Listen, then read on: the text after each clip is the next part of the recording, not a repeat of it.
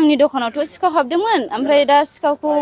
सारमोननि आखाइनिफ्राय सारमोना बोरै बोरै नागिरखो मोनबोबाय आरो ओमफ्राय माखासे जिखौ मोनबाय माखासे जिया गोमानानै दं दाबो मोनजोबाखै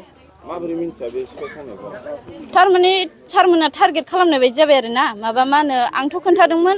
इदि मानसि नोजोर होबाय थायोमोन होननानै ओमफ्राय दा सारमोन आंनि टारगेट बायदि सारमोना थांनानै मोनबोबाय आरो सोर बेलाय खावग्राया नामखौ आं मिथिया नोंसोरो बैयाव दं सिखावा माबानो हागोन जायगानिफ्रा बे बेंटल एरियानिनो औ ओमफ्राय आंथ' सिगाङाव बिदि मालाबाबो जाफेराखै आरो आं दखान होनायाबो बारा गोबाव जायाखैमोन ना बेसेबांसोनि मा खावा ओमफ्राय मा बेयाव माखासे जिखौ मोनबाय बिदिनो सिम्पोल जिफोरा माखासे गोमाबाय ओमफ्राय सेक दख'ना दाम गोसानि दंमोन माखासे बिसोर गांब्रैसो गैला आरो बेसेबांसोनि मुल्य जागौमोन खावनाया बे खावनाया खमावबो 1.5 लाखसो थांगौमोन आरो सिखावखौथ' बेयाव सानै नुदों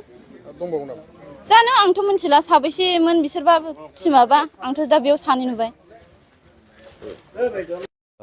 खुलुमबाय बयनिसिमबो दिनै थांनाय हराव मोनसे जोंनि चिरां डिस्ट्रिक्ट बेंटल बाजाराव मोनसे जाथाय जानानै थांदोंमोन बियो दख'ना दखान दङमोन बेयाव खमसे खम 1.5 लाखसोनि माल दङमोन बे दख'ना दखाना दिनैहाय दुथां सिखावफोरनि साल सलनावहाय बे दखानखौ खावनानै लांदों सिखावफ्रा दा बेनि उनाव पुलिस प्रशासन गासिबो पुलिस प्रशासननि बिभागनि मानसिफ्रा फैनानै बेयाव नायफैबाय दखानाव गासिबो खावजोबनाय सुरमार जाजोबनाय लांजोबनाय माल जेबो मोनसेबो गैया बेयाव बहुद दामि दामि दख'ना दङमोन बेखौ लांजोबदों दा बेखौ बेयाव नायनानै फुरा बेखौ सिन्था सरसा खालामबाय दिनै पुलिसफ्राबो फैनानै बेखौ सानबाय ओमफ्राय जोङो बाजार हिसाबै जों बेखौनो पुलिसखौ खावलायदोंमोन आच्चा बे जाथाया बोरै जानो मोनखो बेयावथ' जोंहा जेबो डिउटिबो गैया पुलिस प्रशासननिफ्राय जेबो डिउटि गैया पेट्रलिंबो गैया दा बे हिसाबै जों बुंबाय थादोंमोन दा बे हरावहाय बे जाथाया जानानै थांबाय जों पुलिसखौ नारसिनदोंमोन आरो जोङो सिन्था खालामदों बाजारनिफ्राय सिन्था खालामनानै जोङो बुंदों जे बेखौ आन्दाज लानानै बे बुस्थुआ थिग मोनसे खारनाव जानो हागौ मानो होनब्ला बेयाव जाफ्लेबाय थायो बहुत बुस्थु बिदिनो खावनाय मानाय जाबाय थायो बाजाराव नानानथा रोखोम दा बेखौ जोङो सानदों जाहैबाय बेयाव गोबां ड्राग्स एडिक्टेड मानसिबो दङ दा बेखौ जोङो फार्स्ट जोङो सिन्था खालामग्रोदों बिनि सायाव जोङो डाउट लाग्रोदों आरो दा बेनि उनाव जोङो सानदों जे जोङो जि बेयावहाय ड्राग्स एडिक्टेड मानसिफोर गथ'फोर दङ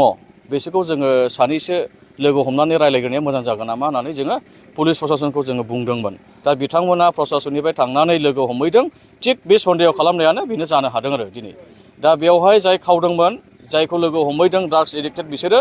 आरो बिसोरो बिदिनो खावफ्लायबाय थायो आरो बेंटल हालामनि मानसिनिनोखा लकेल मानसियानोखा दा बिसोरनो बे खामानिखौ मावदोंमोन आरो दा थिग दिनैहाय लोगो लोगोनो थांनाय हराव सिखाव खावबाय लोगो लोगोनो फुंनि 9टासो टाइमाव दा बे सिखावफोरखौबो हमनो हाबाय दा गासैखौबो बुस्थुफोरखौ मोनफिनबाय मोनसे मोननै गोमादों जानो हागौ दा जोङो सिखावफोरखौ मोनफिनबाय पुलिस प्रशासननि माखासे नाजानायाव बेखौ नागिरनायाव आरो बेखौहाय नायनानैहाय गासैखौबो स्टाडि खालामनानै बेखौ मोननो हाबाय बाजार नेग्रा ओमफ्राय पेट्रलिंफोरनि सायाव माबायदि दिनै बाजारावथ' जेबो पुलिस प्रशासननिफ्राय मोनसे मोनायोब्लानो जेबो पेट्रलिं बा डिउटिबो गैखायानोखा बेखौ आङो बुङो दा जोङो खावलायबाय थादों पुलिस प्रशासनखौबो थारमाने बेयावहाय मोनसे बेंटल हिसाबै बहुत गिदिर मोनसे दखान बाजार दङ आरो बेयाव जोङो मेक्सिमाम माने बहुत मानसि थासारि माने पपुलेसनाबो गोबाङानो आरो बाजारफ्राबो बिराद गिदिर दा बे हिसाबै बेयाव जेब्लायबो जोङो कन्टिनिउ मोनसे पेट्रलिं एबा डिउटिखौ जोंनो नांगौ बाजाराव होननानै जों बुंबाय थायो नाथाय खिन्थु बेखौ